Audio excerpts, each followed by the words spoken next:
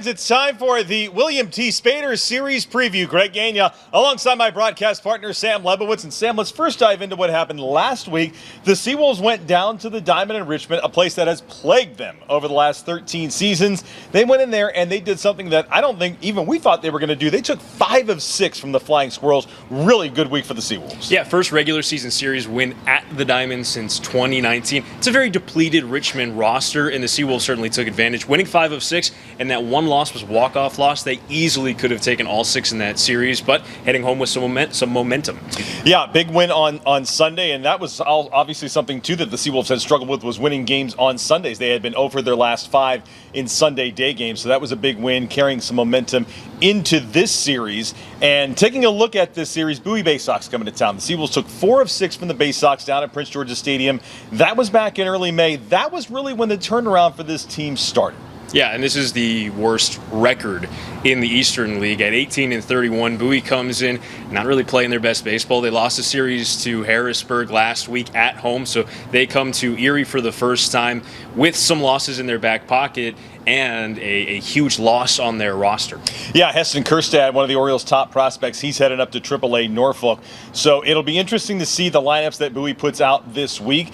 This is a team that went into Akron a few weeks ago and took 4 of 6 from the Rubber Ducks, who are playing better baseball right now. So I think that you can't sleep on this ball club, but it's a series that Erie should have a pretty good week against. Yeah, they've got the top ERA in the Eastern League with Justin Armbruster. We'll see him this series. And then Chase McDermott pitches tonight and on Sunday, and he's had a pretty good season, ERA under 3. So they've got some arms, but the bats, especially without Kjerstad, a little suspect. The big bat in their lineup, they'll be anchored by Kobe Mayo, who is still a top 100 prospect, more of a back-end guy. And I think a guy that everybody sleeps on is Cesar Prieto. He's a guy that doesn't hit for a lot of pop, but all that guy does is get on base. Yeah, he leads the Eastern League in hits right now. He's in about 360, so he's certainly one to circle in your lineup card as well. All right, other big news that came out yesterday, Erie gets the Player of the Month.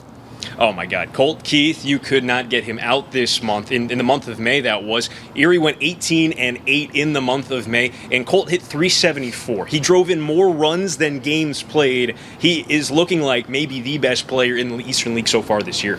It's a big series for Erie in a sense that this is the last homestand before the end of the first half. So they have a week here against Bowie, then they go to Harrisburg, a much improved Harrisburg team, and then they close out the first half on the back end of that 2-week trip in Hartford. So looking at these next 18 games, what does Erie have to do to lock up that playoff spot? They got to take advantage of, especially this series at home, last homestand, like you mentioned, against a subpar Bowie team. They got to win this series. If you can take 4 of 6, you'll walk away with that happy, but you'll be ecstatic if you can get 5 games in this series. And then once you head on the road, Hartford, not the best too. That's where you finish. But Harrisburg, you just got to keep pace with them. And the big key in that series, it might not be in the SeaWolves' hands. If Harrisburg and Erie beat up on each other, well, then watch out for Altoona.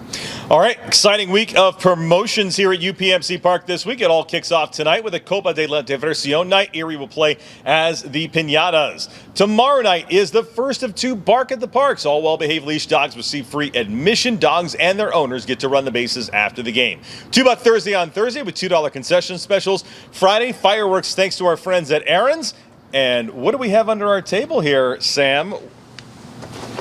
We've got beach bag coolers presented by UPMC Hammett for the first 1,000 fans on Saturday, and that's a 6:05 first pitch on Saturday. Really cool item. Put your beach towel, your suntan lotion up here, a couple cool beverages underneath. So these will be for the first 1,000 fans on Saturday, and then the series wraps on Sunday afternoon at 1:35. Should be a fun week at UPMC Park. The weather looks fantastic. It's the SeaWolves and the Baysox, and it all starts tonight here at UPMC Park.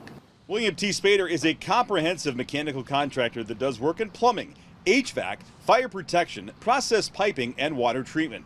They do 24/7 service and repair for both commercial establishments and residential homes. Head on over to WMTSpader.com for more.